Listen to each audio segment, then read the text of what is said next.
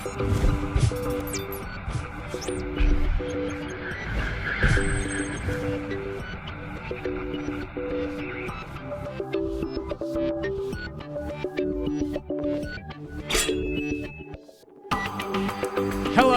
internet friends, and welcome to episode number 174 of Final Boss TV. Today, we're talking about World of Warcraft and all that good stuff.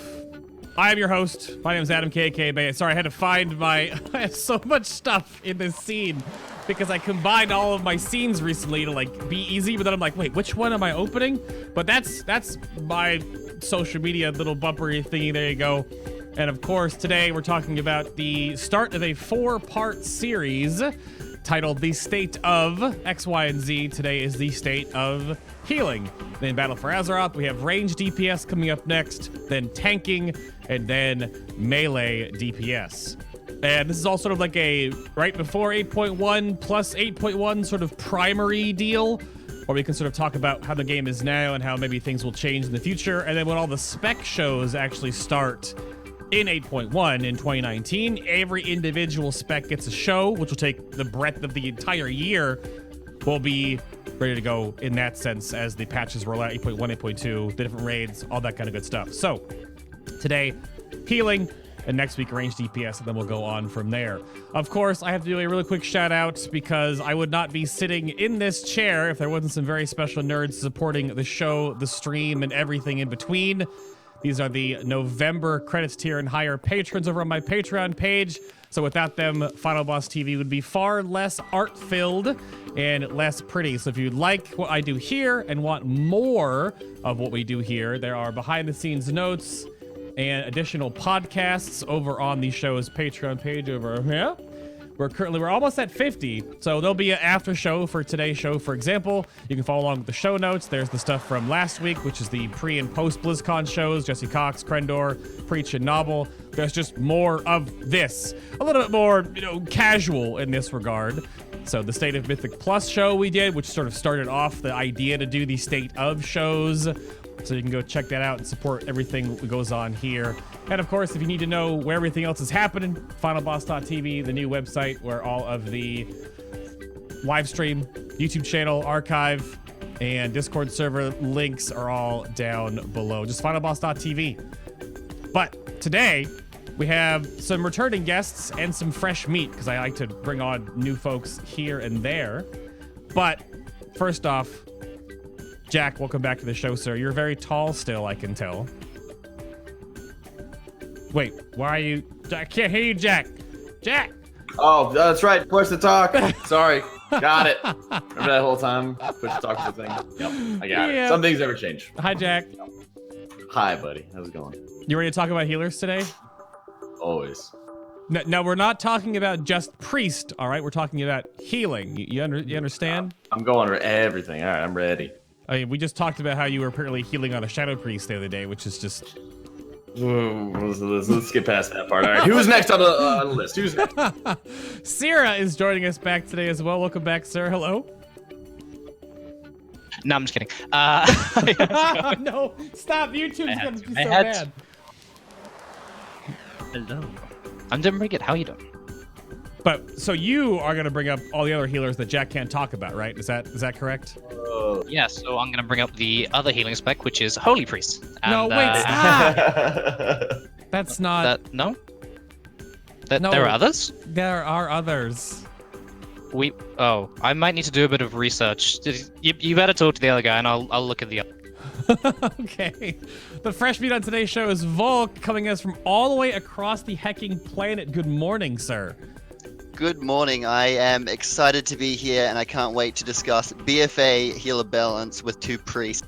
Uh-oh. I didn't set that joke up. My second tune is a Mistweaver. It is, but other, come on, you heal other healers. You know, come on. We know a little bit about the other ones. Wait, you know only a little bit? No, a little bit. I mean, if they can cover priest, I can cover Mistweaver and druid, and we'll just forget about shaman. No one plays shaman anymore. I gotta play shaman, man. Kobe's last his last act as healing officer of Future is to make play shaman. But Oof. like, I don't. That's going to be part of the topic that comes up, I'm sure, at some point in time here. But like, that is sort of the prevailing wind that may or may not go throughout the whole show today. But we'll go back around in reverse order now. So we have a rousing tale of keeping health bars above 0% today. And I'm going to go back to Voulk. If you want to introduce yourself to the internet, I don't know, opening shout outs, introducductions, who the heck are you? Alright. I am a lifelong resto druid. I write guides, mod the Discord, and I main a Mistweaver monk, actually. Wait. Yeah, well, it's a touchy subject. I write for Questionably Epic, and I write for Wildhead as well. I do a lot of Mythic Plus sort of stuff, as well as the Resto Druid stuff.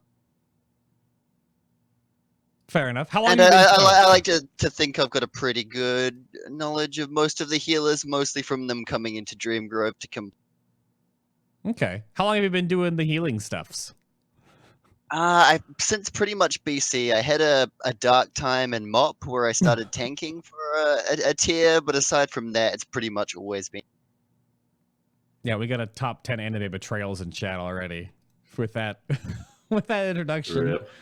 Yeah, pretty much.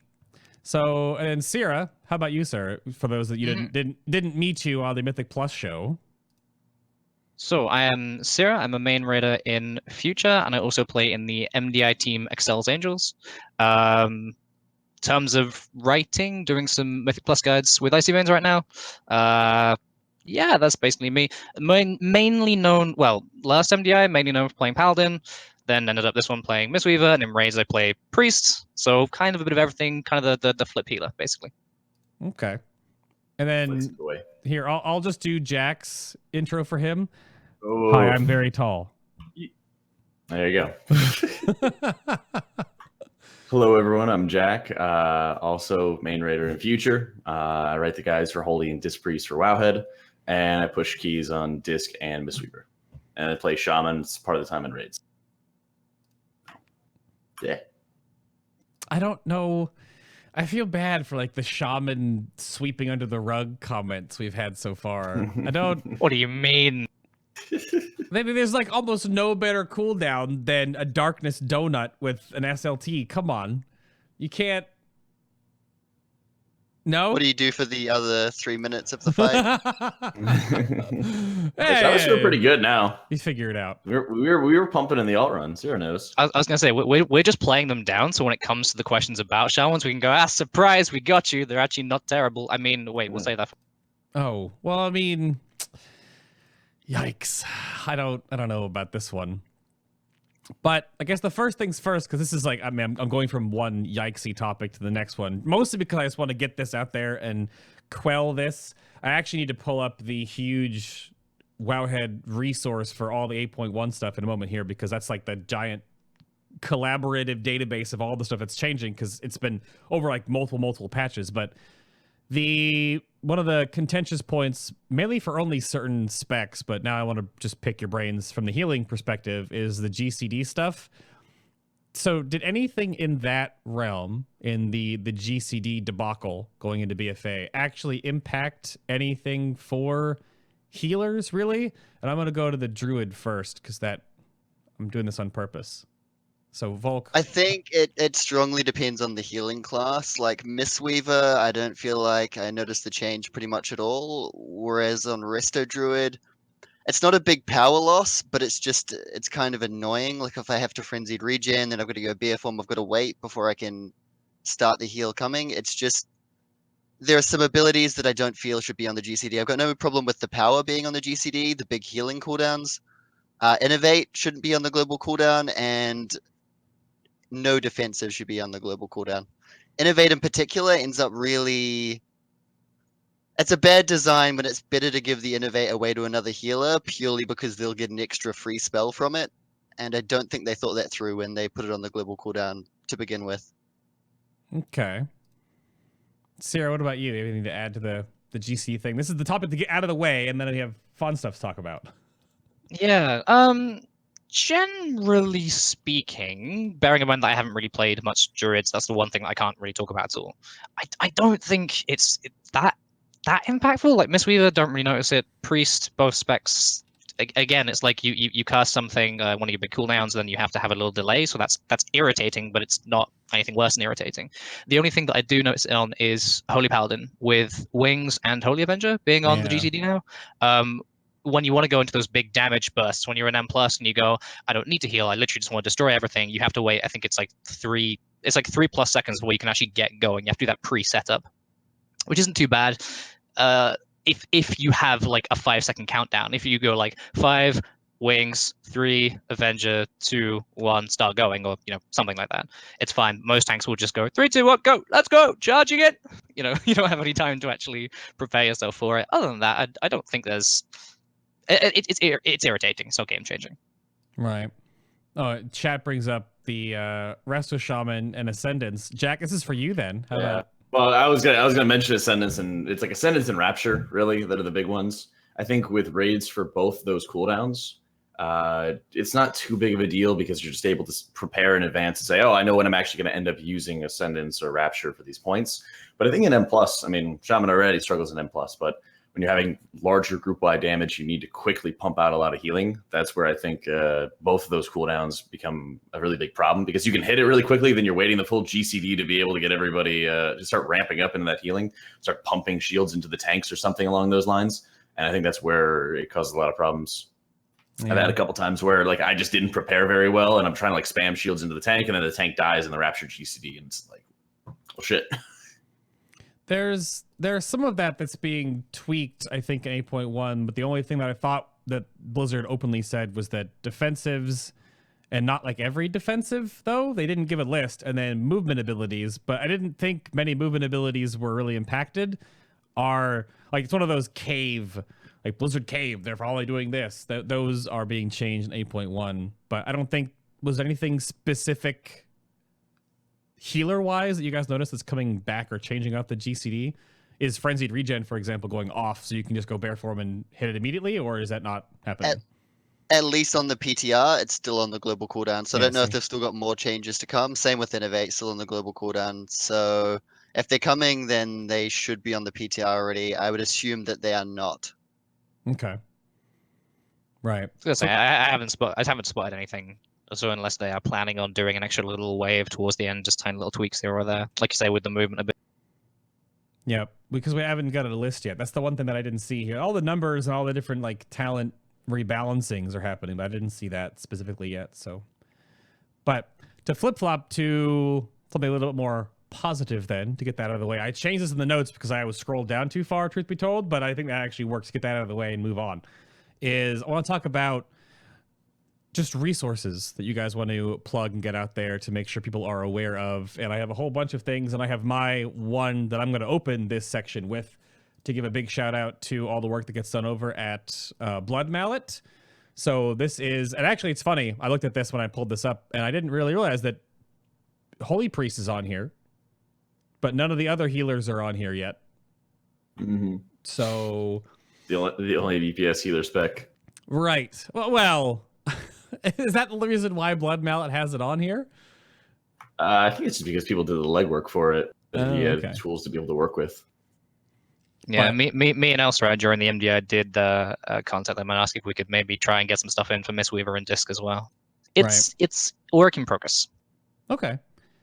So those who don't know what Blood Mallet is, it does trinkets, Azerite traits with stacking both the tier 2 and tier 3s, and then soon to be now the tier 4s when we get that at 8.1. And it's a resource where you can find a ton of even like the racial combinations, which everyone's like, racials impact so much. Like they really just don't do a whole lot. I'm looking at Enhancement Shaman right now, and it's just not even a huge deal. But anyway, a lot of the things. So check out Blood Mallet if you haven't already yet for all of your Azerite needs. Azerite and trinket sims, that kind of stuff. But Jak, what do you have to let me know? What's out there resource-wise that you'd like everyone to know about?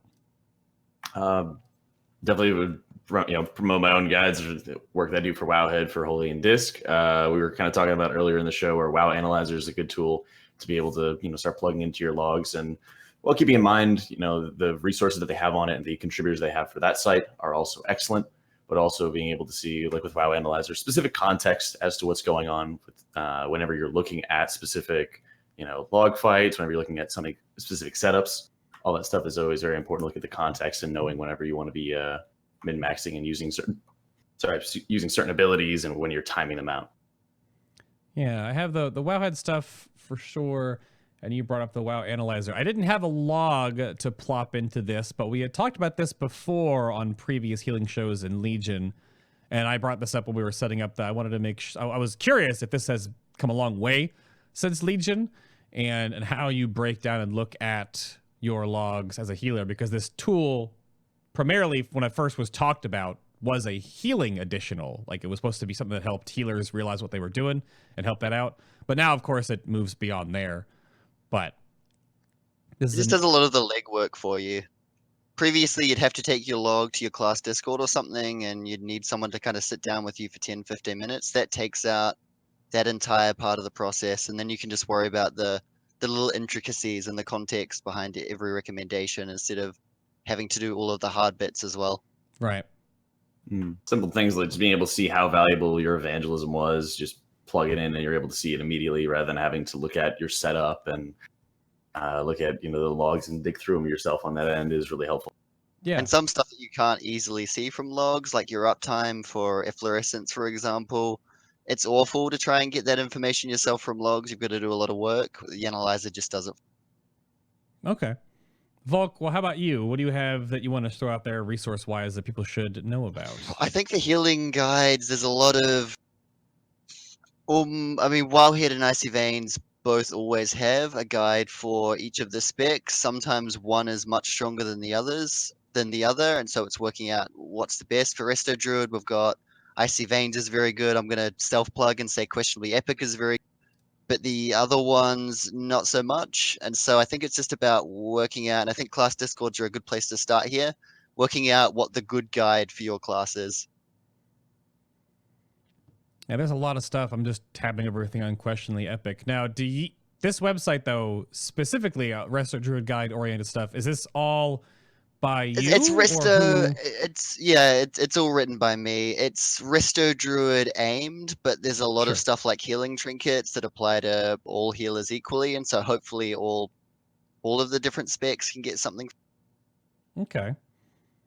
But it started as a Resto Druid site, and that's still its main strength. Okay. I don't know if you had anyone else that you work with together to pull all this information together that you wanted to give a shout out to as well. I don't want to forget anybody. That's the kind of stuff. The entire expert and moderation team at Dream Grove are amazing. We do a lot of work together, and everything that I write comes from stuff that they've done. So shout out to. Okay. Cirra, how about you? Wrap us up with this. I mean, the guys have said it all, really. There are so many sources of information. The one thing I would say is take it all in, read it all in its entirety and in its context as well, and sort of use a bit of logic, basically. Don't look at one guide and follow that one guide really literally. Take a little bit from everything, not necessarily make your own style. If all three guides that you read are saying take this talent, don't go, well, you know what, I want to take this one because clearly that's the one to take. But yeah, just gain all the information you can and then just be, what's the right word? It's not questionable, but open to change and try different things and adapt as per your situation. Which as you say, use tools like the log analyzer, and they will point you in the right direction. Yeah, this is kind of the stuff the show historically has wanted to like integrate guidey oriented stuff. We talked about talents before. We talked about Azeroth traits, all this kind of stuff. But at this point, I want to discuss more about it and not just say, do this or have the guests point you in this direction, because those are now, as the guide infrastructure and especially Discord has created this veritable bounty of information across the board. It's way easier to point you there and then you discern from that than us to jibber jab about that kind of stuff. So yeah, I think those are all awesome. A lot of good stuff there.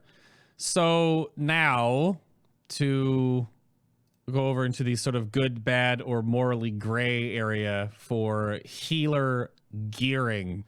So sort of sandwiching the good stuff with, well, this is different, because I think actually as a healer, apparently I was told, it's way easier to gear than like anyone else in the game. So the first thing I want to bring up in this thing, in this section, is that if there are any like raise your eyes to the skies and observe like healer traits that you want to make sure that anyone should, you know, bee's knees about. But then of course, I'll post for Cirra first, because apparently int and eye level just trump everything. So you just sort of take whatever highest eye level. Is that true? How do healers gear in Battle for Azeroth? Generally speaking, yes. It's one of those sentences where you have to be really careful, because some people will just take it at face value and will just go, that is the highest eye level, ergo I will only use that piece. You have classes like, or specs even, like Holy Paladin, which leans a little bit more towards crit, or something like Disc, which leans a little bit more towards haste. And again, it's kind of one of those, get the information, try it out yourself, have a little play around. There are some stats which you will want to go for naturally more than others. Generally speaking, yeah, you're going to go for the eye level. On Azerite pieces as well, generally speaking, you're going to go for the eye level. With the traits, at the moment, I think most healers are just going archive. Like looking at the healers who are just mostly focused on numbers, I see a lot of people just triple stacking the archive. I think Disc has was it Enduring Luminescence, which is, maybe you'll throw one of those in. Holy's got, I think it's Word of Mending. I can never remember the names. Maybe you'll throw one of those in. Again, Mistweaver has, the one with the revival reduction, and there's the Essence one, which was pretty cool. Maybe you'll throw one of those in. I don't think there's anything which is. This is where you go, like, there's a Resto Druid trait, which is incredible. I don't think there's anything which is like game-breakingly good, though. Unless I'm not anymore after they nerfed that. Yeah. In the current iteration of the game. Right. What did they nerf, Jack? What happened? What changed? A lot of classes have had like their stackable trait, like their best trait that stacks, kind of nerfed down for healers. So like Swelling Streams, Gift of Forgiveness, got nerfs. Did Autumn Leaves get one as well? Yeah, they nerfed Autumn Leaves as the raid went live. So just everything that we've been working on for the month previous, just throwing out in one instead of hotfix. And then they buffed up Archive as well. So they nerfed down everybody's specific, like, beneficial trait that interacted with your abilities or just increased the healing or damage of them or something like that by X. And then they buffed up Archive. So it's like, well, I guess we're all taking Archive now, which leads me to kind of think why they're adding that extra ring of tier 1 in the next raid. Because everyone just kept taking the raid-specific traits because they were so powerful that they are just saying, well, I guess we have to make some kind of room for people to take their class-specific ones. So I guess we'll just add another ring that doesn't have any raid traits and just has your class traits on it. So that's weird. Yeah, well, those are the thing about Archive is it was always good as well. Like, it was strong in every single healing situation. It was good in Mythic Plus, but it was almost boringly so. Like, it didn't change the way you played or anything like that. You did the same thing you would always do, but you just had an extra 600 int or 800 int. Right. Yeah, right now I have 3 archives for Mythic Plus, and it's like 830, 840 intellect that you're just holding, and you're moving into every single pull. Yep. I was going to say, it's one of those, like, if they make a trait where it's just a passive, it's really easy to use, so everybody takes it, because you do not have to think about Archive. Like, most M+ players, for example, they'll just stack it before you start the dungeon, put a turnip down, whack it up to 20, off you go. And you don't even think about it for the rest of the dungeon. But if you make traits which are impactful and do change rotation and do change things like that, then people will go, well, I have to have this trait to be good at the game. And then they complain. You complain either way. It's either they're too passive and they're boring, or they're too necessary and I feel like I have to get them. It's like they can't really win either way. They're either too boring or necessary. What if all of your traits felt that way, though? What if they all felt like you needed to have them? Then you have to make an interesting choice about which must-have traits that you have to pick. I think it's only a problem if 1 or 2 traits per spec are so much better than all of the others. But if all of them are really good, then it can't be you must have one of this and one of this anymore. It becomes, which of these do I want? And I think that's what they should aim for. They're just nowhere near it at the moment. Right. Yeah. I guess the problem is, if everything is good, then you don't care. Because if everything's good, then you just get whatever you get. You don't have anything to aim towards. Different things. But if it changes up your play style meaningfully, if it adds something into it, then it's mandatory, right? If the other play they're balanced and they change, I was going to say, because if they're balanced and they actually reasonably change up what's going on, then it should be a little bit more interesting. I prefer traits which adapt to playstyle.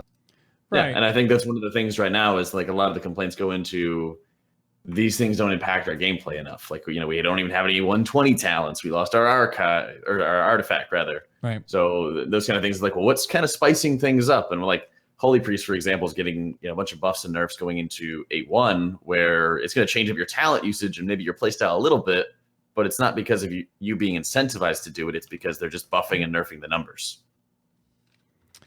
Yeah, I'm pulling up the 8.1 consolidated post here because it's the funniest thing when you look at just all the numbers that are just being changed, which may or may not really impact anything that you may or may not do, like moving around this and that. It's a lot. Buffing the numbers works if you've got a currently weak trait that does impact your playstyle, but you're not using it because the numbers are tuned too low. So if they bump those ones up to the point where, and I can't actually think of an example off the top of my head, if they bump those ones up to the point where they're powerful enough numbers-wise, then you do get that spec that changes your playstyle. That trait, sorry, that changes your playstyle. It already existed. It was just too weak before. Yeah, because I'm looking at, so just because I brought up the healer stuff right now, and you mentioned it before, yeah, because Gift of Forgiveness apparently is being removed. Yep. And Sacred Flame is also being removed. Oh no, what a shame. Please, no flame. But like, and then there are other ones here too that are being wished in here. So the outer trait ones, they're trying to make now the new outer traits, from what I've seen, be more like a 2-piece set bonus. But if I don't know, it's like, I don't really shout out Kib because he's right, but damn it, he said no matter how good Kib's right. Yeah, and no matter how good traits are, there are people that will just go look up a list of them online and complain they don't have the top one, even if it's like a 0.1% change, which is different. That's a DPS mentality, though. Do healers have the same? Is that the same thing with you guys? Because you're just taking our archive right now, like Jack just said, because it's just flat int. Or is that just because now all of your healer traits, which are the ones that you would have liked to have had that do something extra or have some sort of interaction, Blizzard was just like, nah, squish them. Just get them out of there.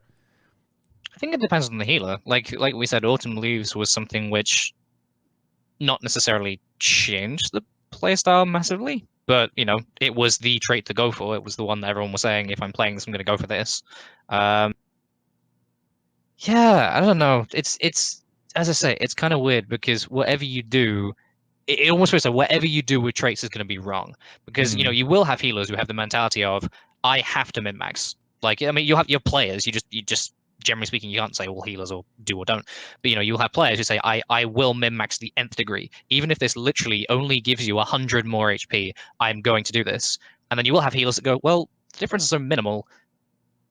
Does it really matter in the grand scheme of things? And because currently we are pretty much all using Archive, and there aren't really that many traits, which are the go-to traits, which are actually changing your playstyle, I think the vast majority of healers just go, it's sure. Sure, I'll put this on. I won't think about it, and there you go. Cool, great. I think that's just the general mentality right now is, well, who cares? Well, who cares about the traits because they don't do anything. Yeah, chat brings up that Mistweaver might be an example of this actually working. So a Font of Life, an Archive, and an Uplifted Spirits. Like all traits that are super powerful, I guess that actually do something. I don't know what all of these do. Here's another website. I guess here's one that I didn't plug that will, of course, be updated as things go forward. There's a little website. It's called Azerite.info. This is where you can look up every single Azerite trait for every single class and spec in the game. So we'll go here, we'll go Monk, and then we'll just type in, what is that? Font of Life, there it is. So your Essence Font's initial heal is increased by an amount and a chance to reduce the cooldown of Thunder Focus T by 1 second. Okay. Is that for like each tick of Font of Life, or each tendril, or each cast? Each tick. Each cast, like whenever it hits a target. It will have a chance to reduce the cooldown. Now this not is the this. Hot base. This is the a initial totally heal effect. Yeah. Okay. This is a totally other thing that gets is that these tooltips don't tell you what they do, but that's just me in this damn game for so long. But So if you have upwelling, which increases the amount of targets that you're going to hit with Essence Font, Right. you just end up hitting like the entire raid, and your Thunder Focus Tea, which is usually like a 30-second cooldown, it gets cut in half a lot of times. Okay. And just continue charging up your Thunder Focus Tea, extending the duration of your renewing mists. Right. GG. Yeah, so with upwelling, it's super powerful. So that makes a fun trait then. That's a good trait. It's fun to see your cooldown reduction just start ramping up like that and be able to say, oh, I almost have Thunder Focus Tea, let me use that real quick, and then I can Essence Font again and get it back really quick. Right. I think that's the word we're not using is synergy. I think that's the word that we're trying to use. Sure. Is basically, if you think about it, that trait can impact on a talent. Very like you probably wouldn't, but if there was, what's the other one where you get double casts on Thunder Focus, the other talent in that row, maybe you wanted to take Focus that Thunder. Yeah, maybe you would naturally want to take that for whatever reason, but then you got hold of a font trait and you go, oh well, hey, maybe this might convince me to switch over, depending on what the situation. Which is nice to see, having traits which can switch talents up, because then you get those different builds, and then you have more of a choice between, okay, well, I want to aim for these traits to play this build, or switching between traits, things like, which is the one we just don't have, like, because it's all just static and passive. Right. And they need to be closer together as well. Like at the moment, upwelling is so far ahead of any of the other options on that tier that it doesn't impact your talent choice purely because they're too far apart. Yeah. Right. No, I think that's what 'Cause- players mostly want, is what you just said right there, is they want things to be able to wiggle those around. But if people are just taking the passives that affect anything, they'll just take the cookie cutter build. Yeah. Because it's interesting to see how, because the default is upwelling, well, the natural sort of logic there would be, okay, well, if one talent isn't very good, buff the talent. The counter argument to that could be, we'll bring in a new trait to buff the talent, and then you get a good trait and you get a good talent. But at that point, is the trait slightly pointless, because you may as well just buff the talent and not have the trait, if you see what I mean?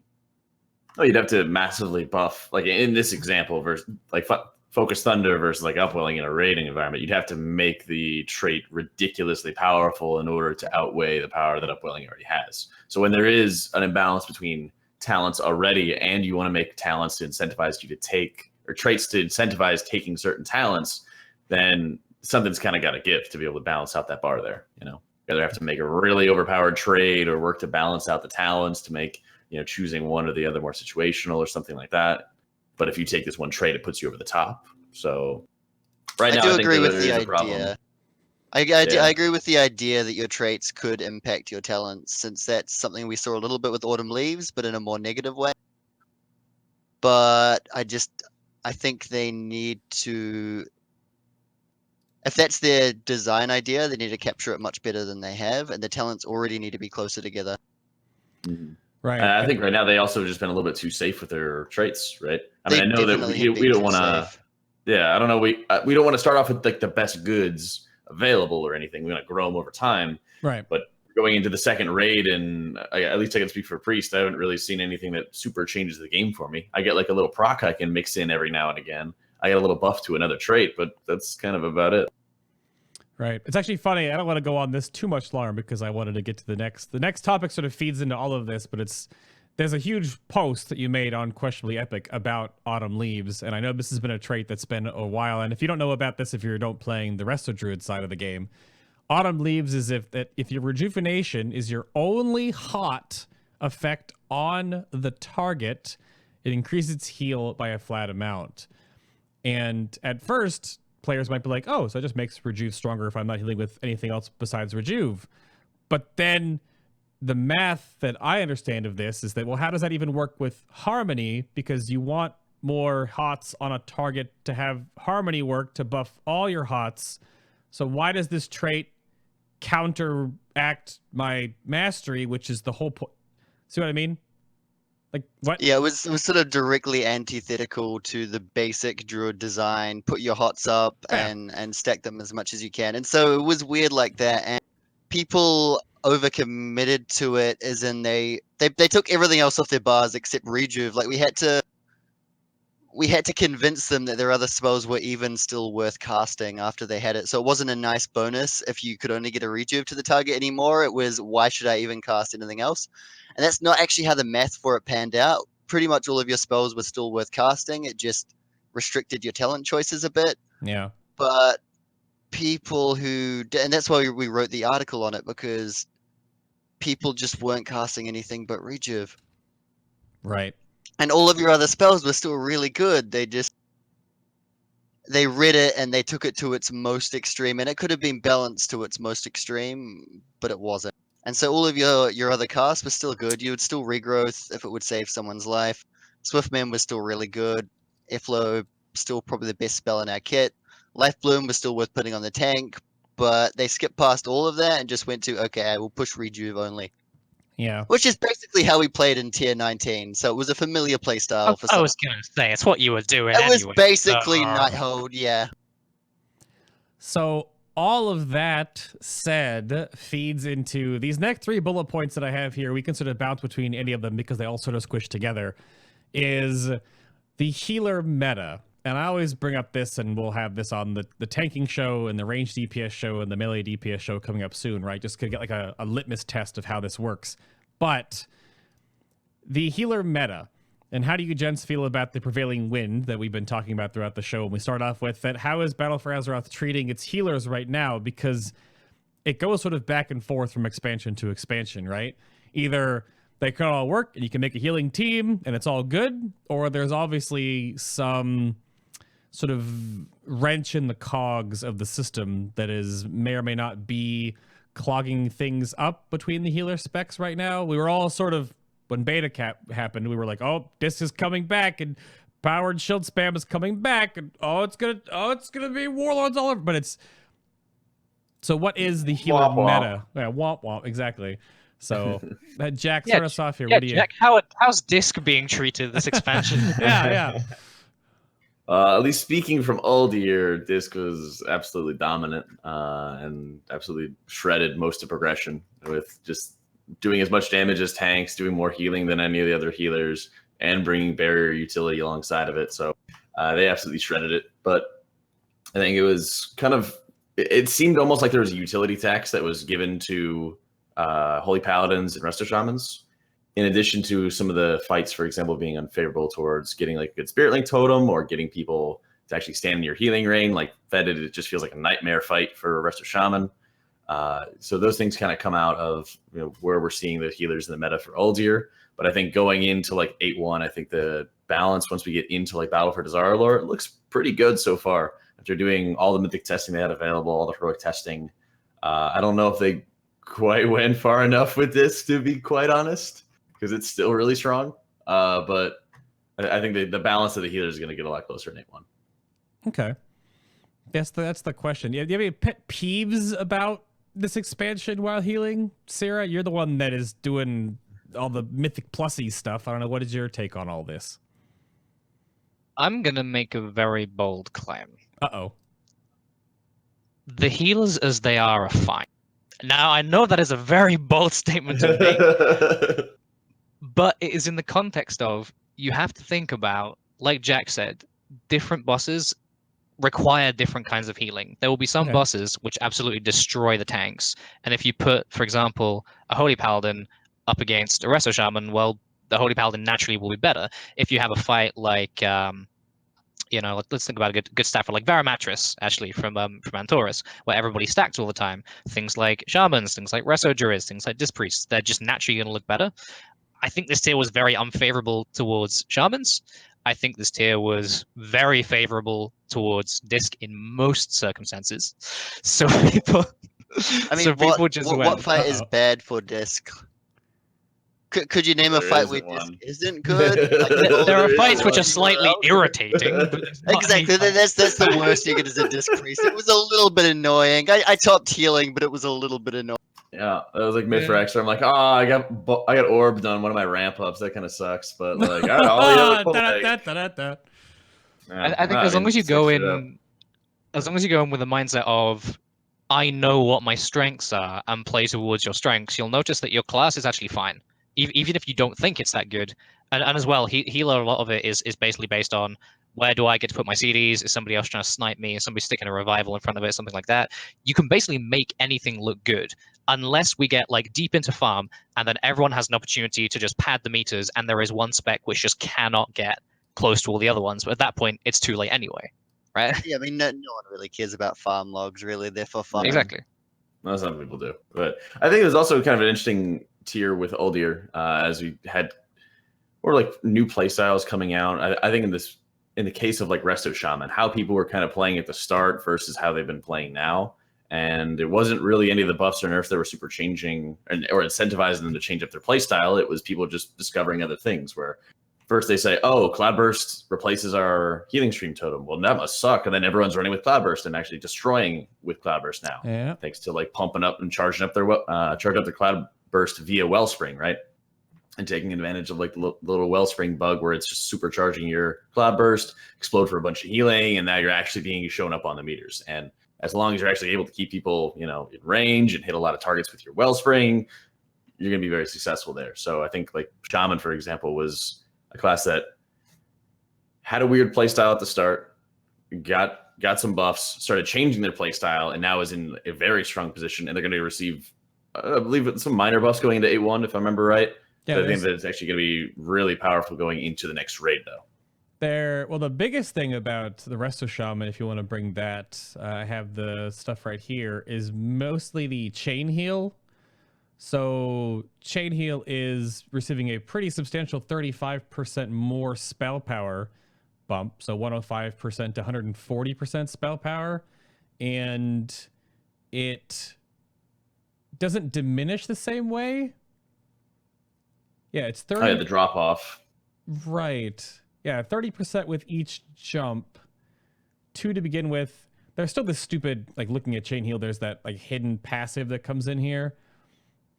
Yeah, they've cleaned up a little bit, but yeah, they basically just buffed chain heals overall, and then flatly just 30% with each jump, and it'll be 3 in total, like it's supposed to be. The tooltip says 2, but that stupid hidden tooltip that adds +1. Yeah. So, because apparently like no one uses chain heal anymore, which is the funniest thing to me as a Shaman player of old, is that was like all you spammed back in the day, and now you're just like, what's chain heal? Ooh. So. Oh, then High Tide. Oh, yeah, High Tide was changed now that it's... Yeah, no reduce with each jump, which the huge spell power jump is going to be huge with that. And... Wait, the new tooltip is weird. What the heck does this read as? It says every 0 mana you spend, which will be obviously an amount. I think it's like 40,000 or something like that. 40,000. Yeah, but it brings a High Tide, making your next 2 chain heals heal for an additional 20% and not reduce with each jump. So it's like an actual ebb and a flowing kind of a thing with it. Yeah. Trying to bring High Tide up to just being one more target. So yeah. Trying to be something like that. So yeah, I mean, you have to spend a massive amount of mana to be able to get that chain heal buff that lasts. I mean, I don't think you can bank it forever. Oh, it's 25 seconds? Yeah. So you can't really bank it forever until that time where you super need it or something like that. 40,000 mana and gives a buff for 25 seconds. Yeah. They might need to lower the mana spent to make that a rotational thing. Interesting. Or they just keep taking Wellspring. Or they keep taking Wellspring. Yeah, it's just...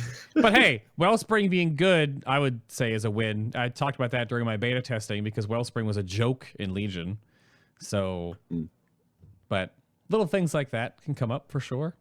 But Cirra touched on the whole every healer is good, kind of every healer is fine. You can play whatever you'd like. So the big thing that comes out more in the scope of the DPS community. But for healers, then, is there like a which is best time to re-roll? What do you want to put a moratorium on in that sense? Because there are 6 specs that heal, but outside of the Discipline Priest potential, do you have to do the whole like re-roll nonsense? Do you need to like, quell that? I think the problem is that, and they see it a lot in the high-end community, every super high-end healer might have a few different healers they can play. And maybe they'll swap between them depending on what is best. But for 99% of the population, they're not going to see any type of performance increase changing from a mid-tier healer to a top-tier healer. I mean, the difference between the specs is 10%. Maybe the utility is better. Maybe they offer some better DPS. Purely from how well you know how to play your own spec, all the experience you have, that adds up to way more than the 10% you're going to gain from re-rolling. Unless you're doing it over a super long term. If you're doing it at the beginning of an expansion, then it can work fine, but then power levels aren't well established yet. So I think that if people aren't playing the best possible thing, they start to worry that they could do better on any other spec. And I think most of the time that just doesn't come true. Right. I mean, even when I played Mistweaver through a lot of old gear, like I wasn't performing as well as I would on Arresto purely because I was still learning as I went. And it actually takes quite a long time to be able to play a healer at an ultra high level. And I think most people underestimate that. Okay. And you kind of have to reset the learning process. You know, if you're already well on your way to learning one class, but you think that you're struggling on it, starting completely fresh to learn something new. I mean, some classes have variance in terms of the skill cap required to it, but at the same time, you have to look at what you're going to be comfortable with and what you're already learning, and how you're going to be able to perform in future fights. Yeah, exactly. And tiers are short. By the time you fully pick up and learn the new spec, another one is on top, and then you have to relearn again. And so I think if you enjoy them all equally, fine, play what's strongest. But if you enjoy one more than the others, then don't worry too much if it's 5% weaker. Right. So I was gonna say. Oh, go ahead, Cirra. Go ahead. I was just gonna add on to the end of that. There is only one time where I would say you should consider re-rolling. Well, maybe 2 times. One is if you're just not enjoying the spec. Like if you are just flat out not enjoying playing, re-roll. Even if it's disc, right? And disc is like the OP thing, crazy madness. If you don't enjoy it, don't play it. There's no point. Right. The only other time would be if your guild needs something. For example, I play the flip. So if we need a second disc, I'll play disc. If we need a Mistweaver, I'll play Mistweaver. If we need a Paladin, I'll play Paladin. If your guild needs something and you don't mind taking the hit, and you don't really mind going, okay, well, maybe this isn't quite as fun, maybe this isn't the thing which is getting to be top of the meters all the time, then sure, go for it. But otherwise, like the guys have said, it's so minimal. Like, play what you want to. Literally, play whatever you want to, and the rest will be fine. Just assign your CGs properly. Right. Yeah, maybe if your healing comp is super weird, like if you're running with friends and you've somehow ended up with 4 druids or something, it might be okay for a couple of you to play different things. The big thing is, the big thing is going to be making sure people are understanding fire, you're performing mechanics correctly, all that other stuff. But that's the thing, right? We joke about that. That comp can be viable. If you want to make that work and you want to put the time in, you can make that work. It's not going to be pretty, but it is going to. I'd watch that stream. You'd watch that. See, now that feeds right into the healer niche discussion, which has become much more of how sort of everything gets delineated now, especially in BFA. It started with Legion, but then that was mostly like, do you have your best legendaries? No? Oh, well then. Now it's what do you bring? Like what healer brings X, Y, and Z in this niche, right? So, and more often within the realms of the game now, players across the board are looking to find what they excel at, right? What they bring to the raid.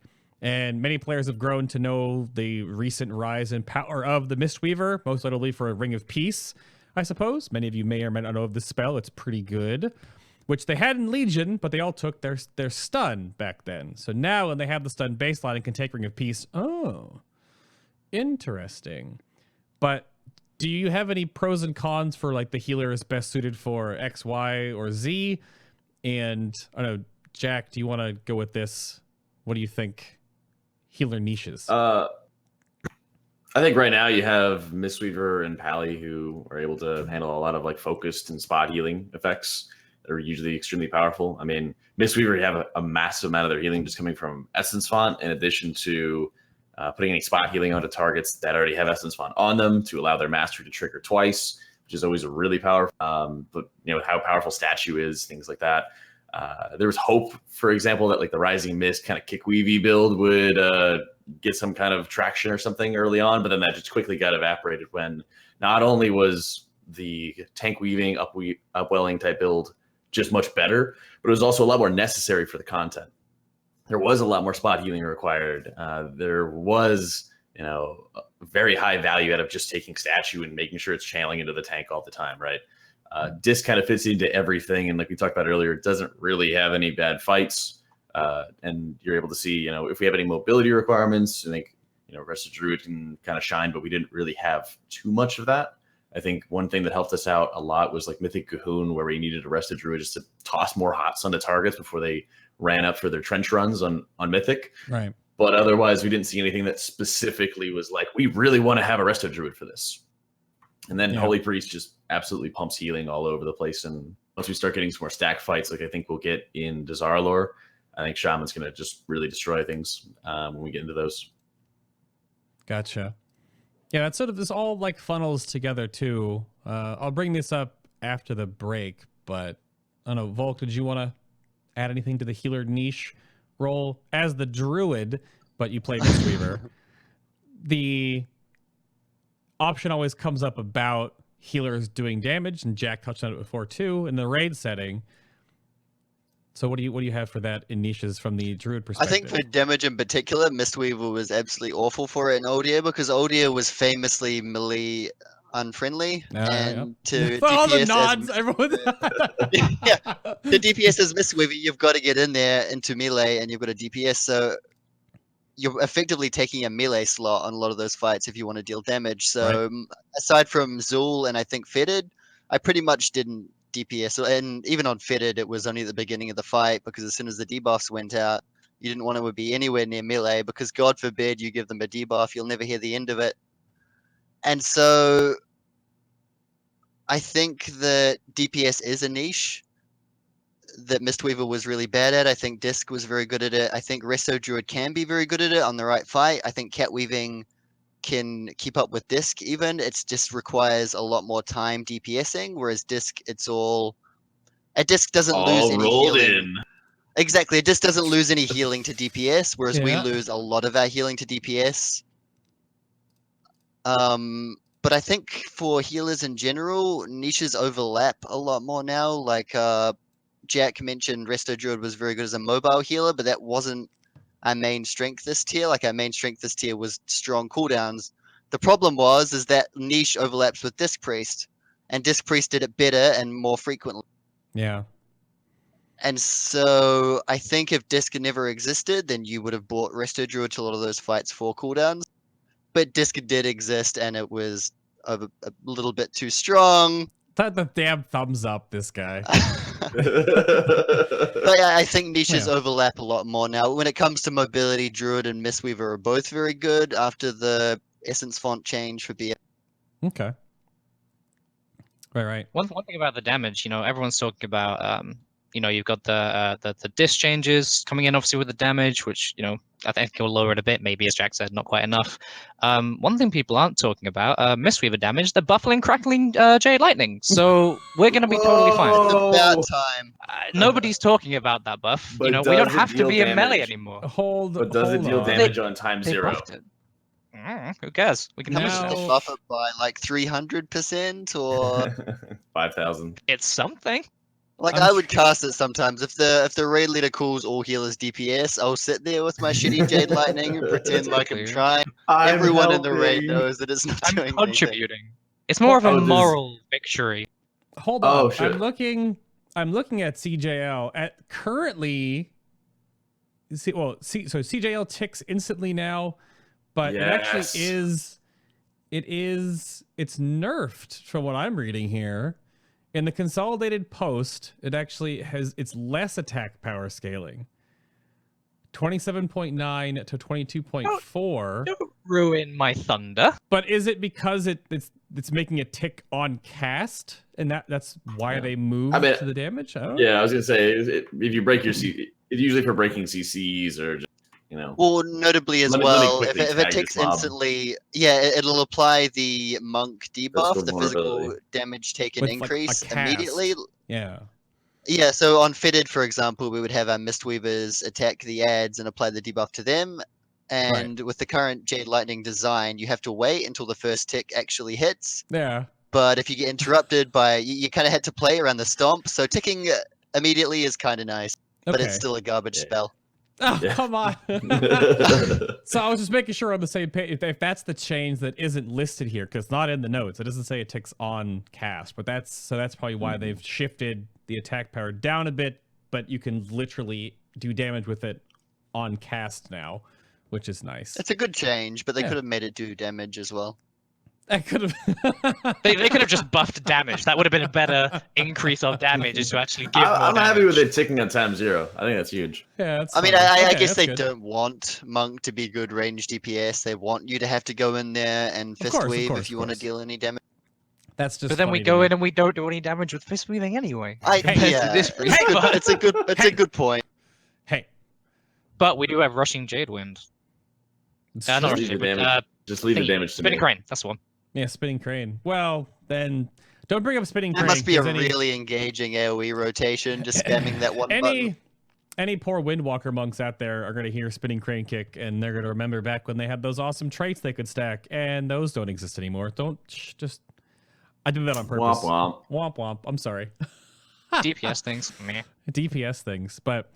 All right, I want to get to the mixed bag section of the show and go through a whole bunch of random questions and let chat chime in. So if you gents want to walk away for a moment, I'm going to blather on about a few things for a few minutes here and sort of plug some in the middle of the show commercial breaky kind of stuff. But the first things first, Healer Show.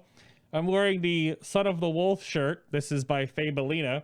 So if you want to support what the show is in a more physical sense, this is available, of course, on the show's Designed by Humans apparel store, as well as many other designs that have been put together by Fabelina or otherwise. But that is the little Anduin, little pupper gray mane. Those are all, of course, over there on the Designed by Humans page for Final Boss TV. Just don't worry about this shirt of my face. Don't worry about that. But the Azerite Day shirt we just had out here, and again, little Arthas, that's Fabelina.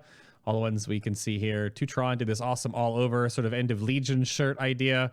There is the little Son of the Wolf right there too. So you can go check out any of that stuff if you want to support the show in a physical sense. Then go for it. And of course, this keeps allowing me to have the budget to get more awesome art like this made. So please feel free to go check that out. And of course, if you want more of the show, which is what you're listening to right now, after shows or the pre-shows or the notes, you can follow along, or the individual additional like behind the scenes shows that I'll do just one-on-one with you guys if you want that. If you want behind the scenes stuff, ask me about what's going on. We have a show coming up for that in December where we'll talk about the epic WoW battles of history. That, of course, is all over there on the show's Patreon page. That's linked down below, of course. And we have the, if you want a rant, if you like rants, the episode we had, the post BlizzCon show with Preach and Novel, Preach had some things to say.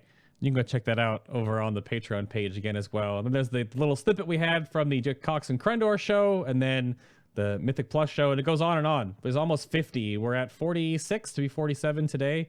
These are all the extra audio-only podcasts that are behind there. You can go check those out if you'd like, and support the show, the stream, and everything in between. And then if you missed any shows, of course, they're all archived up on the YouTube channel.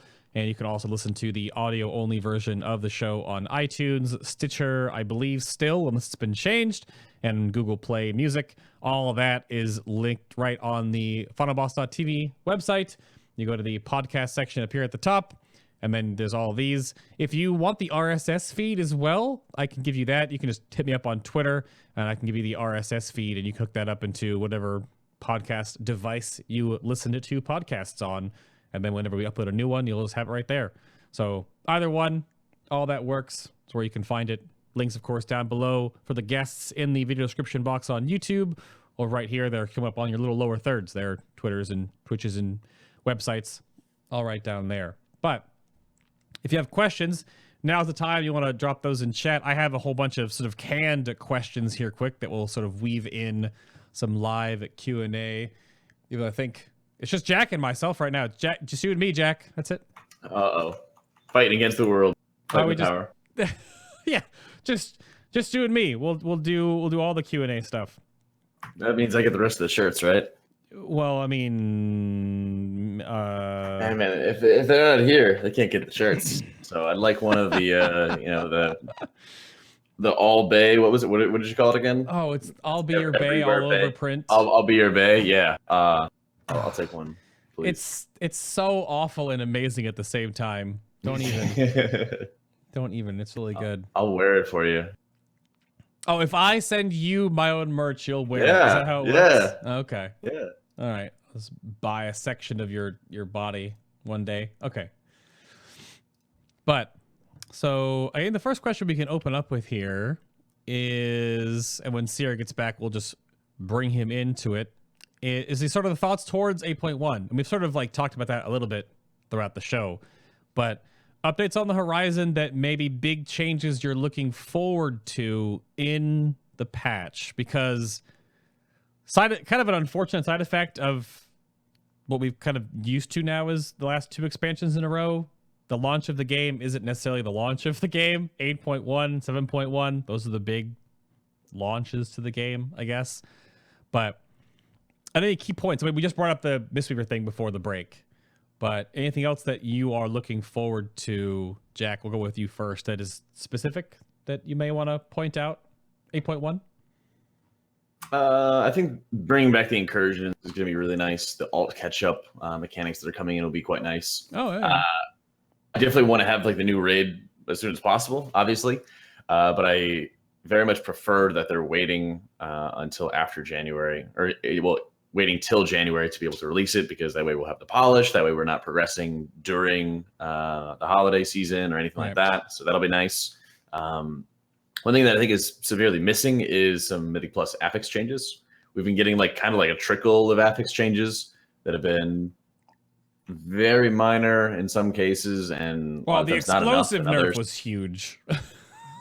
I think it's a lot more on the quantity of explosives that you have. Like, oh, sure. So it's okay if they have a ton of health and you need somebody to focus them, but when you have no idea how many are actually going to be popping up at once, and then having explosives spawning off of other explosives, then like you kind of got problems. Or you have some things that don't really work the way you want them to. Sure. So they'll say, oh, if you hard CC a mob, it will not spawn explosives. But if you enter into combat with that mob first, then it does spawn explosives. So before you pull, if you paralyze, the skeleton that's infested, then you pull everything else, no explosives. But if you tag all the skeletons at once and then you CC it, then it spawns explosives. So like little things like that. Or the Grievous change, where it doesn't quite work as intended or as it seems to want to, where the first tick of Grievous hits for 0, and instead of it stacking every other tick, it starts stacking off the first tick. So it ticks. So it's 1 stack of Grievous, then it ticks for 0, then it goes to 2 stacks of Grievous, and it ticks for 2%. Then it ticks twice, and then goes to 3 stacks. It's like weird stuff like that where we keep on getting, right? That comes into it. But we still have these like massive polarizing weeks between Mythic Plus, which at this point, once I'm done rating, that's my favorite part of the game. And it feels like you're not really progressing because the third-party system in Raider.io only encourages the highest level of keys. Sorry, we're getting into a little rant here, but no, it's good. It's still happening. We're in the only system that we have for like progression and tracking progression is, oh, how well is my Raider.io score looking? And then you go on to, well, there's no kind of like end of season rewards. We have these season changes of all these other things that are happening, but it doesn't seem like there's any mounts, pets, titles, glory, incentives for continuing to push besides a little bit of extra loot, more Titan Forge, stuff like that. So compared to like previous expansions with like an entire set of class specific transmog that it will be unobtainable after you leave, like in Mr. Pandaria, that was like amazing. Yep. And the Paladin Mog is still like one of the best out there, right?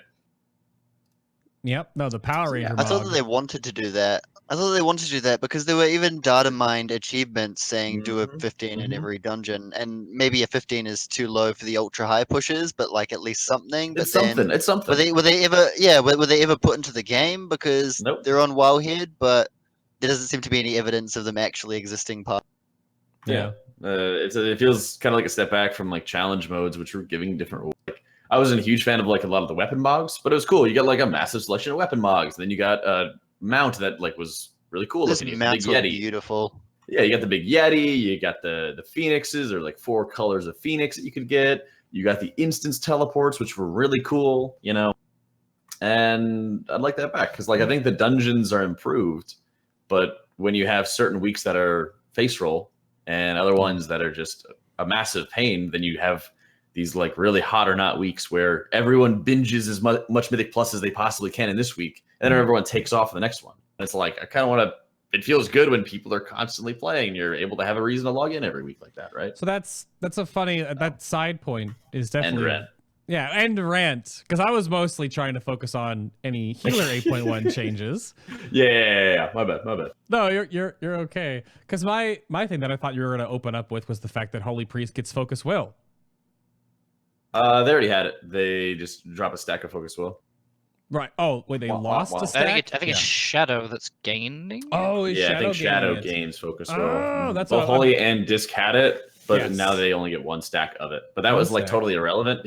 Yeah, usually it would stack up whenever you get melee attacked. But if you're like a Holy or Disc Priest getting melee attacked, you're probably dead in a raid environment. So you're not like, oh, I'd love to have this buff. It's just Shadow like, gets it. I'm getting murdered. It's hard to look through all of these things. Yeah. They're doing that. There's so many small changes in this gigantic list. So, okay. Fair enough. What is... Goodness. All these little things. But yeah, if you guys have anything else that you're looking forward to 8.1, go for it. Even though it says... I think some trinkets that aren't just stat sticks would be really nice, and we've got a few of them in the new raid. So I get it. It's the start of the expansion, and it was the same at the start of the Legion. Most of the trinkets were either stat sticks or so terrible that you would never ever want to wear them, like Horn of Cenarius. So I'm looking forward to the next tier of trinkets, and some of them look pretty interesting. And I'm looking forward to disc nerfs.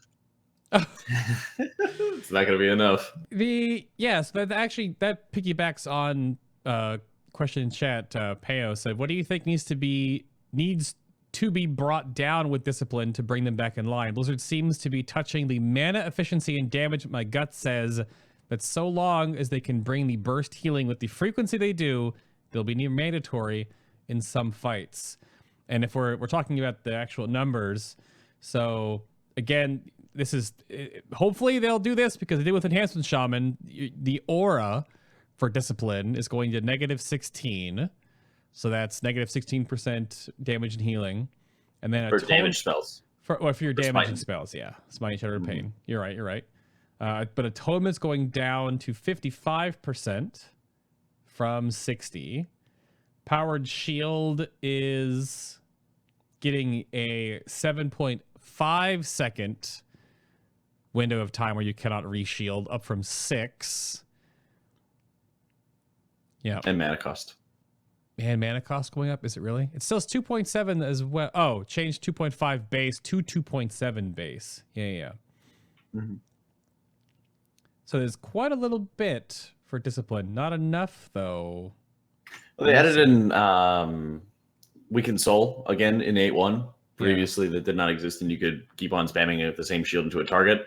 But it's pretty irrelevant in a raiding environment because there's no reason to shield the same target twice, really, unless you're using Rapture, for example. And even then, in a raid environment, it's pretty rare. Right. But Rapture doesn't get affected by. So the Weaken Soul effect is pretty much non-existent in a raid right now. That doesn't really change what's going on with the spec.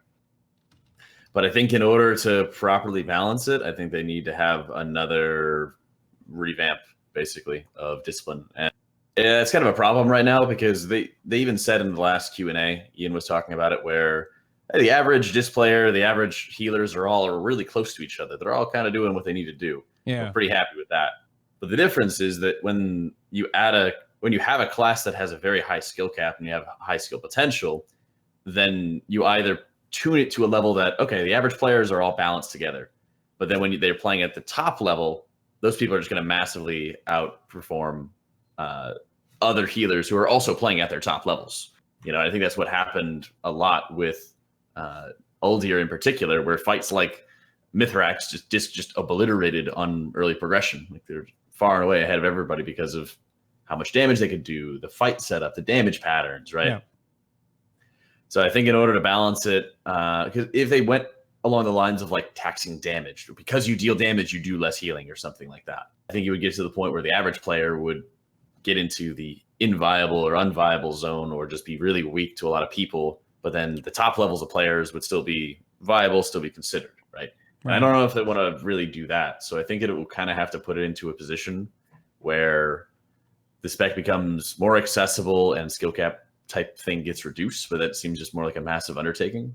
So I think that they either break what they've already built, which is probably the most fun disc spec has been in years.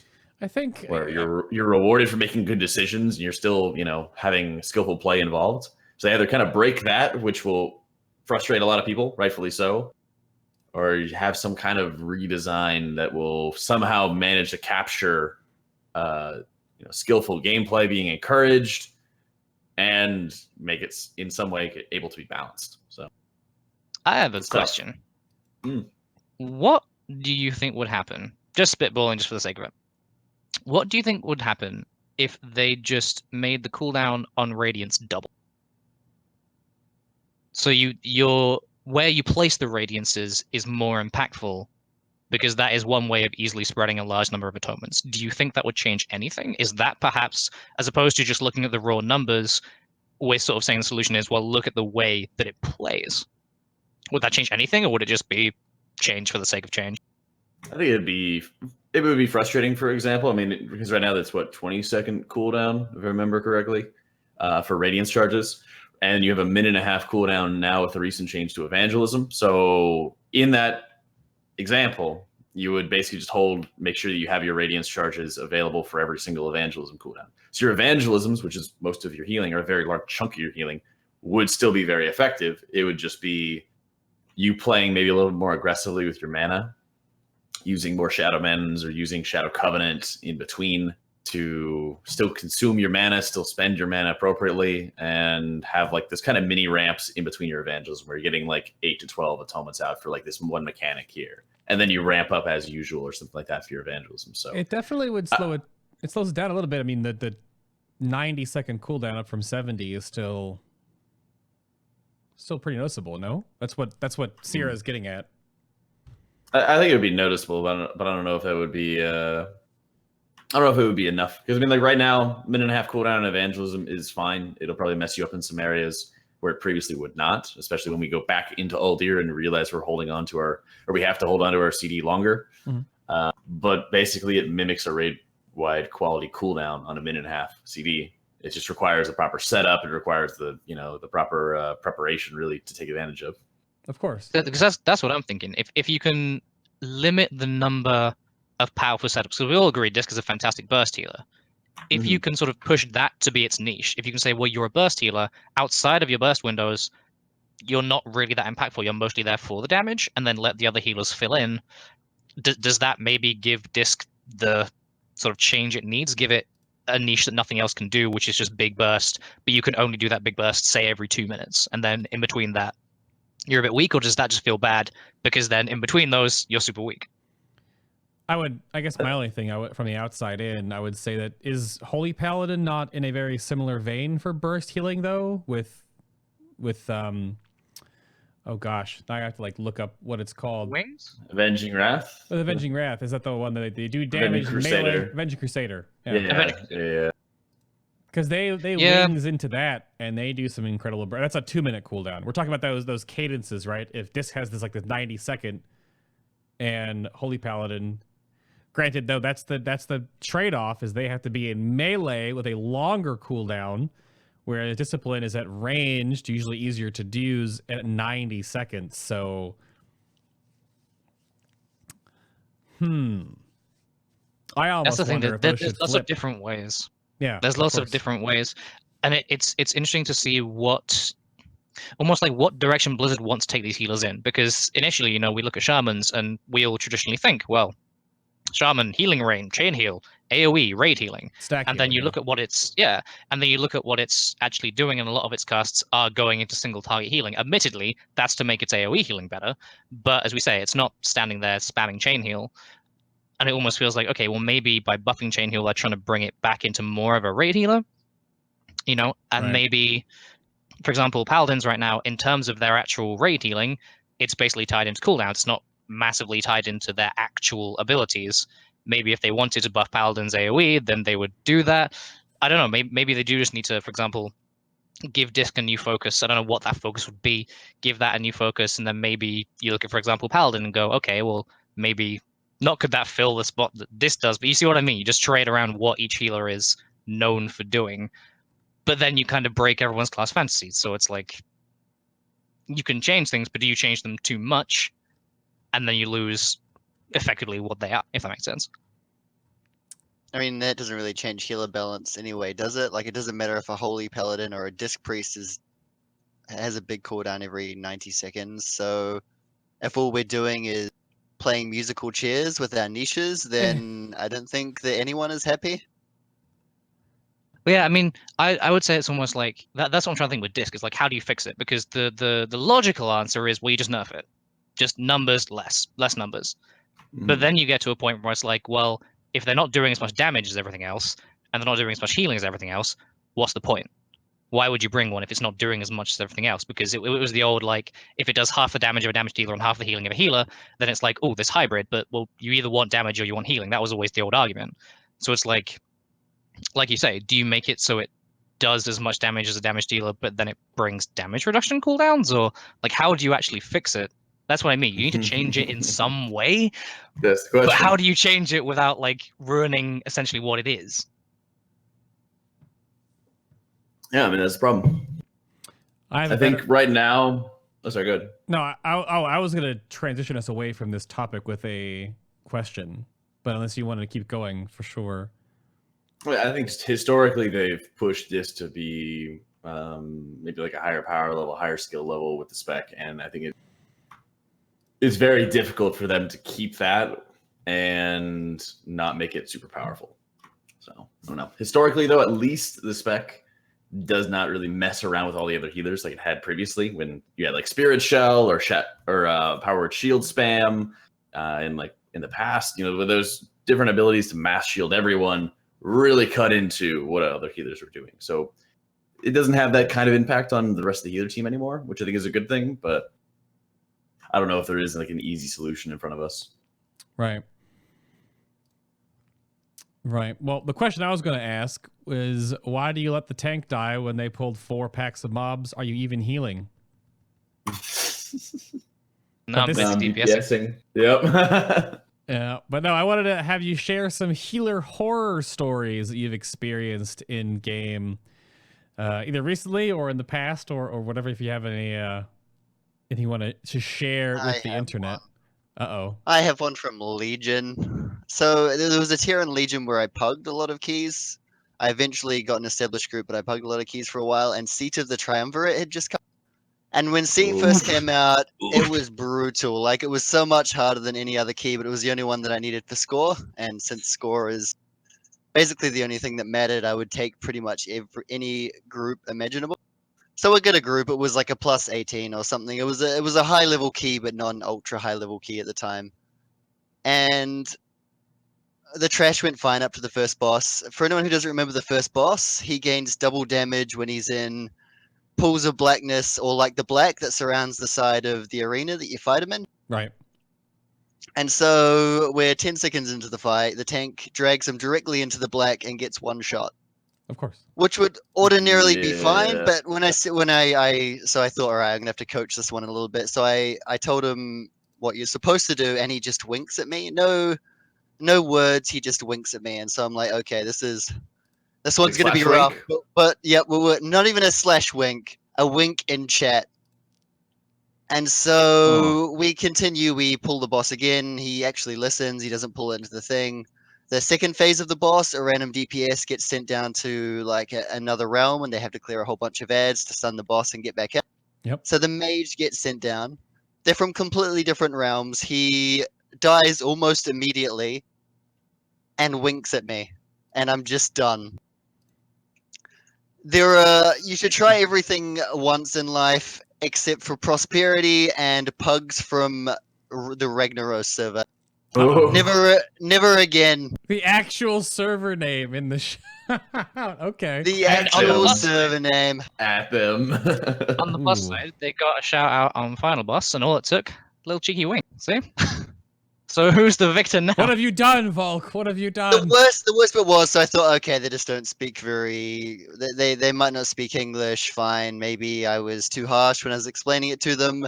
But then after I leave, 30 minutes later, the tank sends me a whisper and in perfect English apologizes for. Mm-hmm. But did he put a wink on the end? No wink on the end. No wink on the end. Terrible. Just Aside terrible. from that, I've honestly had very good experiences with pugs and established groups. That's pretty much my only horror story. Everything else has been really good. Whether we make the key or not, everyone's been really positive. So maybe I've been really lucky that the worst story I've got is a winky face in chat.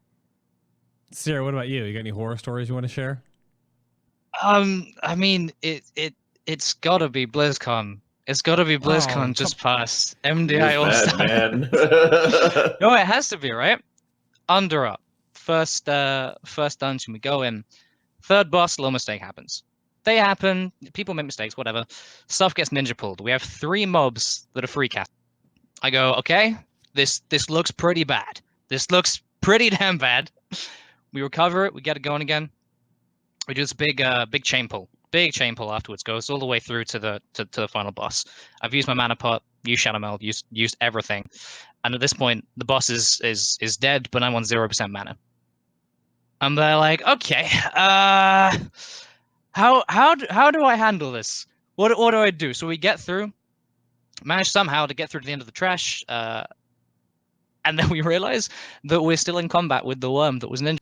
So I'm sat on 0 mana on the final boss on stage, going, guys, I'm not sure this is gonna happen, but we had to go for it anyway, so we couldn't get out of combat. That is the worst thing that I've ever experienced, having to heal half a dungeon with 0 mana.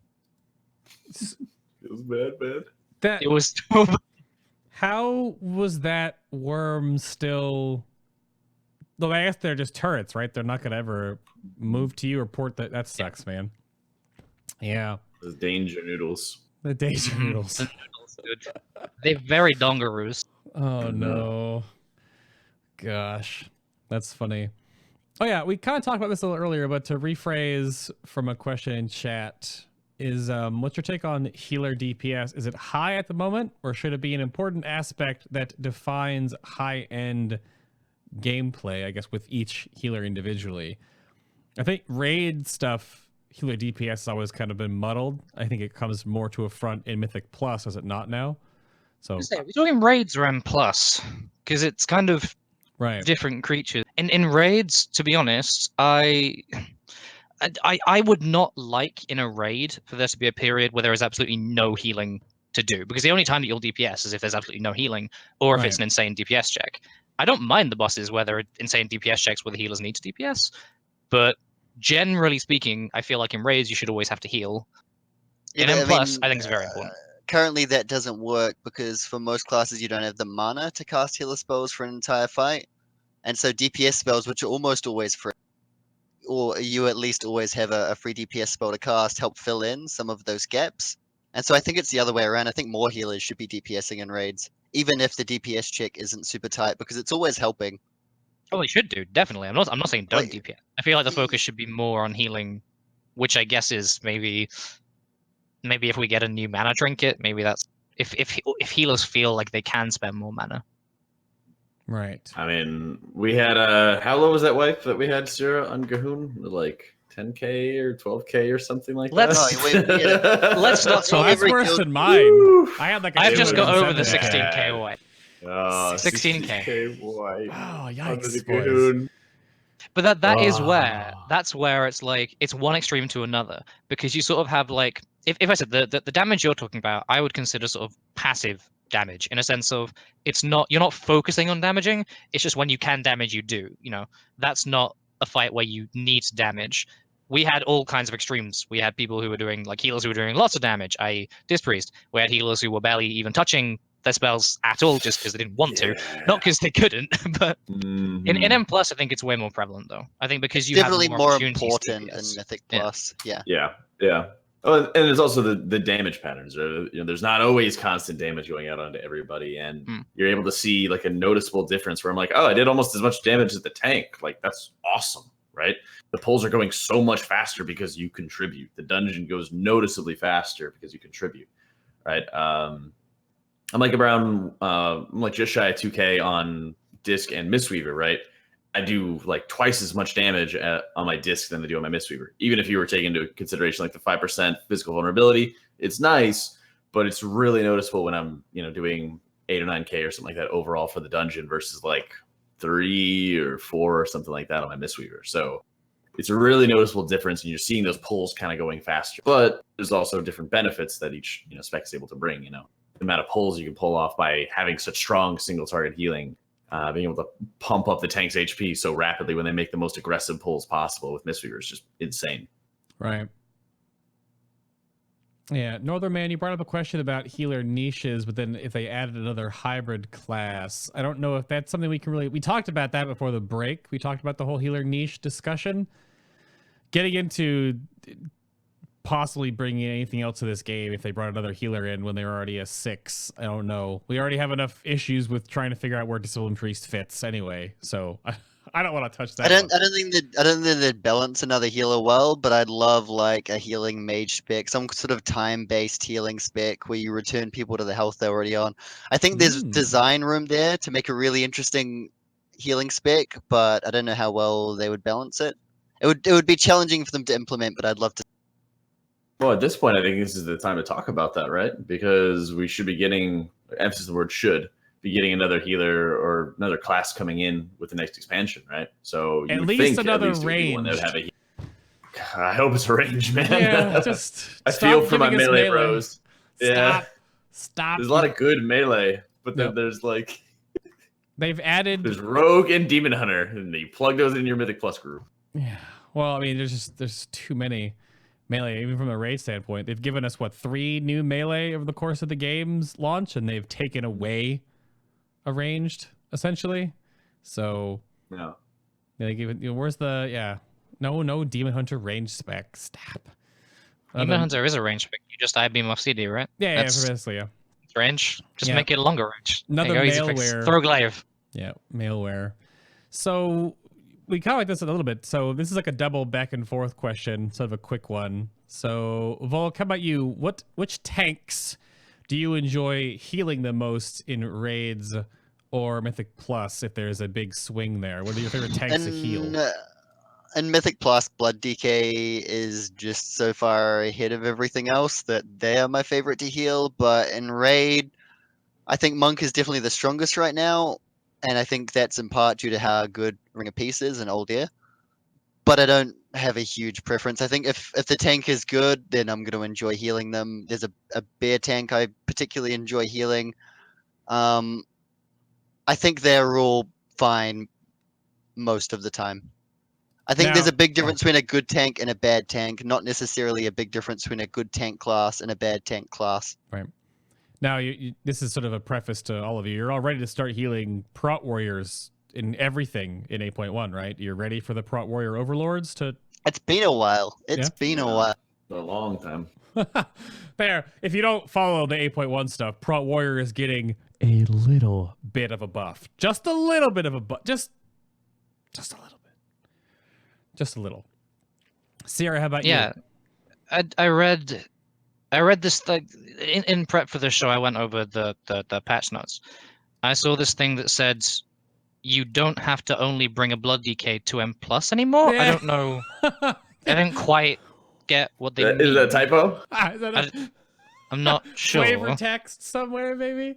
Something about warriors and demon hunts and paladin? Is that how you say it? Paladin? I don't know. Paladin. Yeah. My favorite tank to heal is Sloop Bag. That's my favorite tank. Please don't kick me. Same here. No, I mean, this is just like... No, I like... This is this is like the base that I bring up on screen. People know. If you're listening to the audio-only version, then you're not getting the visuals. But Ignore Pain is going off the GCD to a 1 second its own cooldown. Shield block now is 16-second recharge before haste, so 2 seconds off of that. And their Vanguard passive is more armor by 5% and 5% more armor increase from your own strength as well, giving them better scaling. So they're going to be quite beefy, I would say. Mostly Ignore Pain. Mostly this. They already have some good qualities. I don't know the tank classes that well, but they do really good DPS, right? For a tank. Thunderclap. Warriors, yeah. No, Pro Warrior AoE DPS is going to be hilarious once you guys start seeing it. It's already meant. Yeah. It's already really good.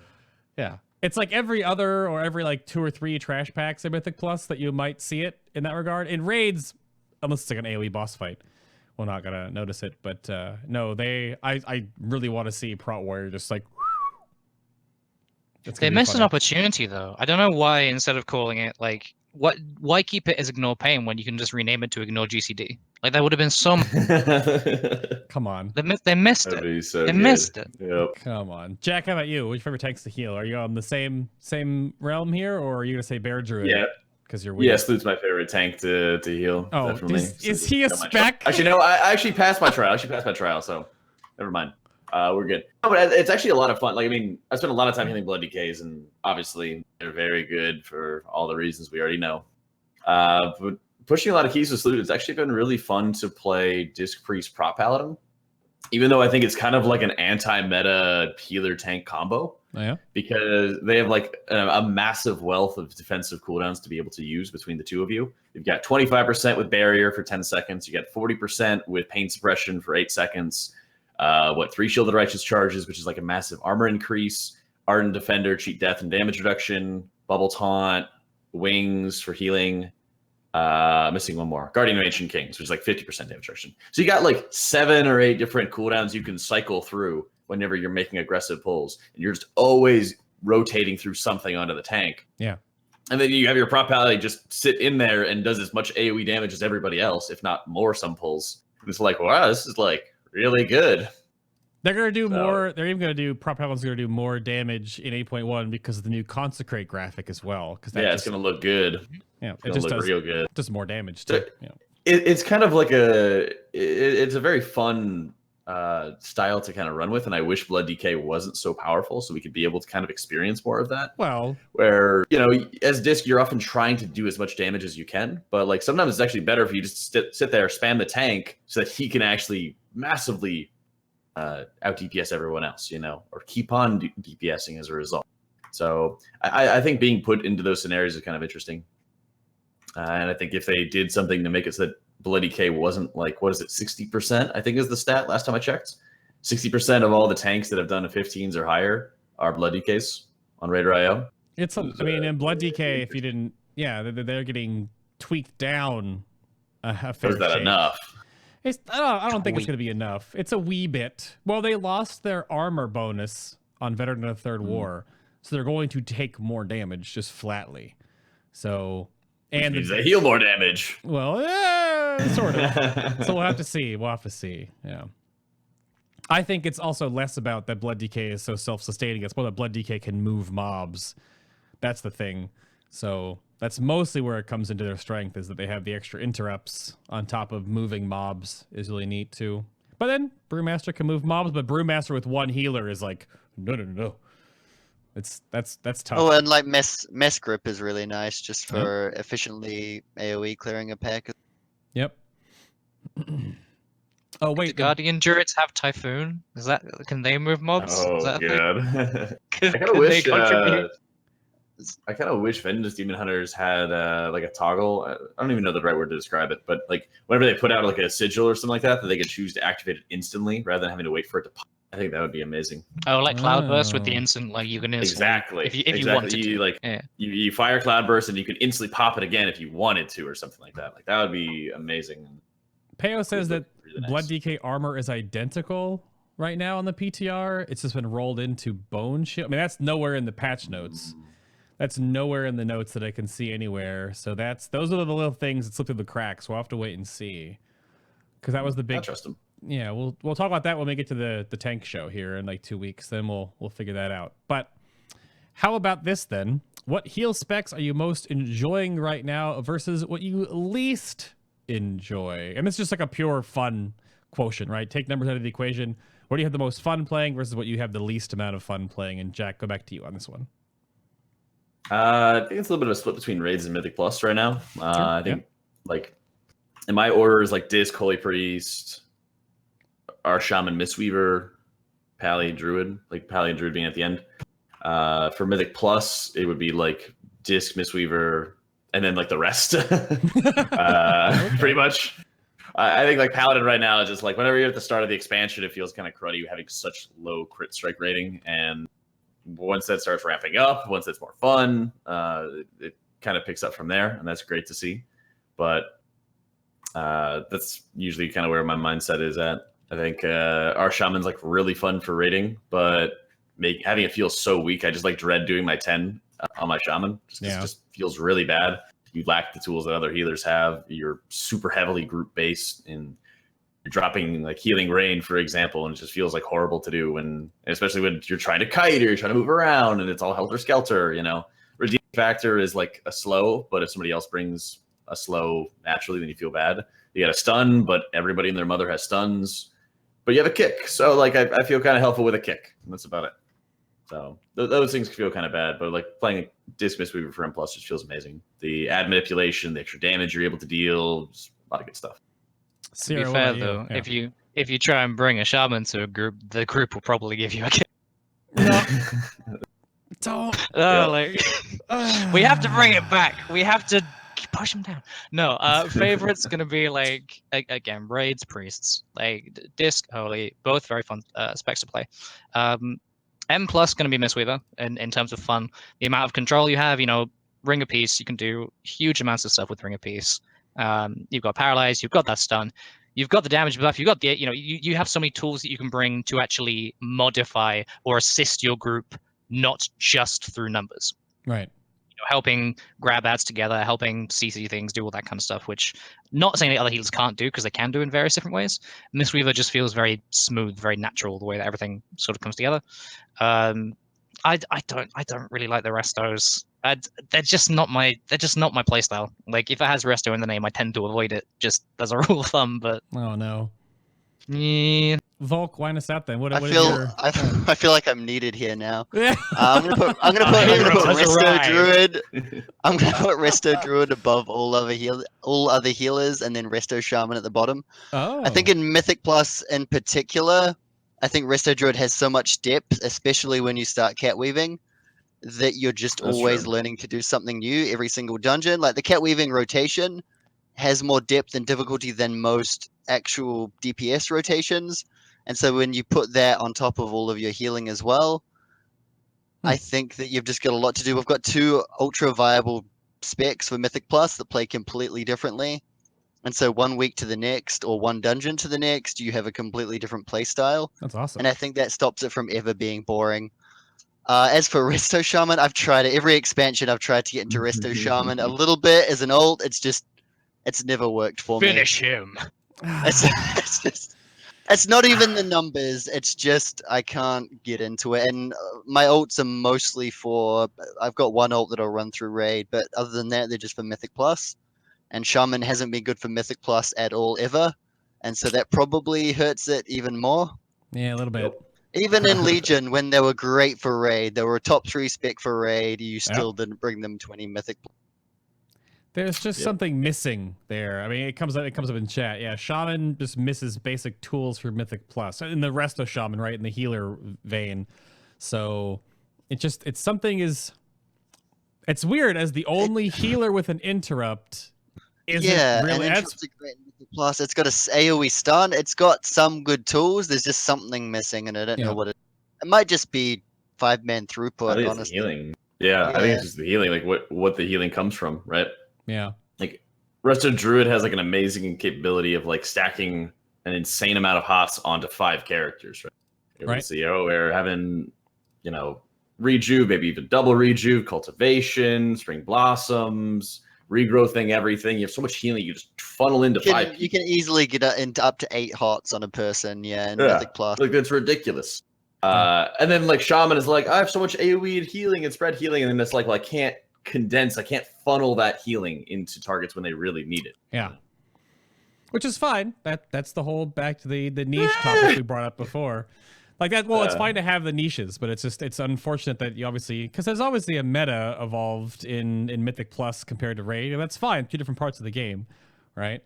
But it is something. I mean, you're talking to the Shaman player as well. I haven't really brought up enhancement until the very end. So there you go, YouTube comments. I brought it up finally at the very end of the show. But yeah, I think it also to just squeeze it in. Yeah, exactly.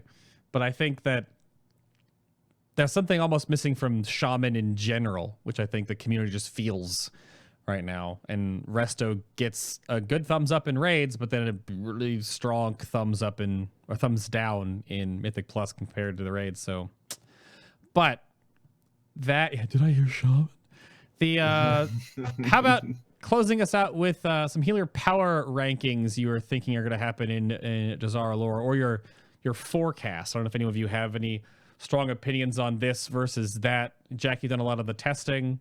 You have Cirra involved in testing. Yeah, Voulk, you tested too. Mm-hmm. Yeah, a little bit. Yeah. So I don't know what do you guys think? Is it still gonna be a 4 healer mythic, or you guys say any 5 healed mythic, or any 3 healed mythic? What are your thoughts? Sort of in a little bread basket of things here. Voulk, we'll go back to you on the Sieges It's are really- lore healers. It can be really hard to turn raid testing into planning for live sometimes Oh, sure, of because they change a lot of the numbers. I'm really hesitant about healer power rankings in general because I think that they're often taken to an absolute extreme by the community. Like if it's not number 1, then why am I even playing? Yep. But I think we'll see very similar to old year, except with a few more shamans. I don't think it'll change hugely. I think the strongest healing spec was brought down a little bit, but disc will still be really, really good. I think that the holy nerfs aren't going to be hugely felt. Same with the Resto Druid nerfs, which I don't think were necessary to begin with. So I think we'll be seeing it just turn out like old year, basically. Okay. Similar healing classes. Tank should hopefully be a bit tankier. So maybe you won't want to bring too many True, Mistweavers and Holy Paladins compared to old year, where some fights it felt like tank damage was the only thing that mattered, like Oh yeah. Devourer and Zul strats with 5 rogues and 1,000 Krogs. Yeah. Well, Sierra, what are your thoughts going into 8-1 into the Siege of Dazara lore? Again, I'm kind of hesitant to be like disc shaman because somebody's going to clip it and take it out of context, and everyone's going to go. Well, "Ah, it's already right." there. There you go. Yeah. Okay. Well done. There you go. You win. But no, I feel like the guys are saying, I think tank healing in general, I hope certainly, and sort of looking at some of the fights, won't be quite as much of an issue. So I think we'll see those more flexible healers, like for example, Mistweavers, who can throw out a bit of tank healing when it's needed to support the tanks, and then jump back into the raid healing to support the rest of the healing team. Heals like that, I think they're going to step up. Shamans, they're going to be more prevalent. We're going to see a lot more of them. I don't think the disc nerfs are enough. I still think you're going to play around the disc, and if you give them the space they need, give them the tools they need, I still think they'll be up top. Okay. Also, boo down with the rest of druids. Wow. Nope. Jeez. No, Adam. Wow. Jack, They're gone. You gone, boy. Jack, take us home.